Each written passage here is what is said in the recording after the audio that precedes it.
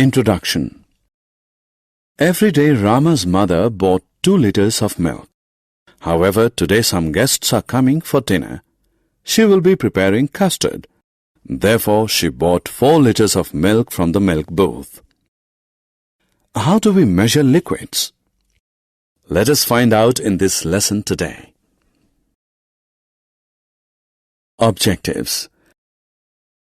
At the end of this lesson, you'll be able to compare capacity, measure capacity.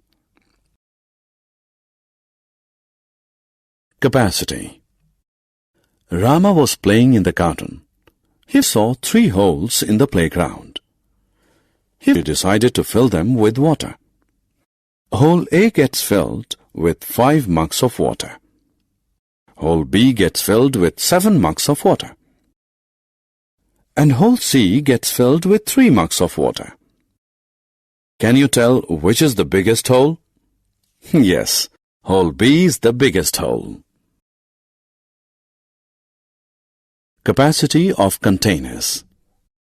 Maria pours 1 glass of water in her jug. It looks like this. When John pours 1 glass of water in his jug, it looks like this.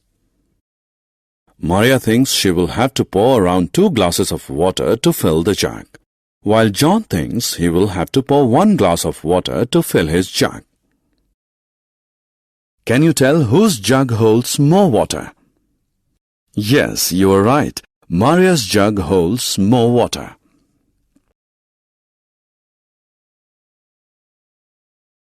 Capacity of the bottles. There are 2 pots of same size. Naima and Naseem have to fill each pot with colored water. They use their own bottles to fill the pots. Naima's pot gets filled with 16 bottles of water, while Naseem's pot gets filled with 8 bottles of water. We can say that Naima's bottle can hold half times as much water as Naseem's bottle. Comparison. Rama was out on picnic. He felt thirsty. He went to a shop and purchased 1 liter bottle of water.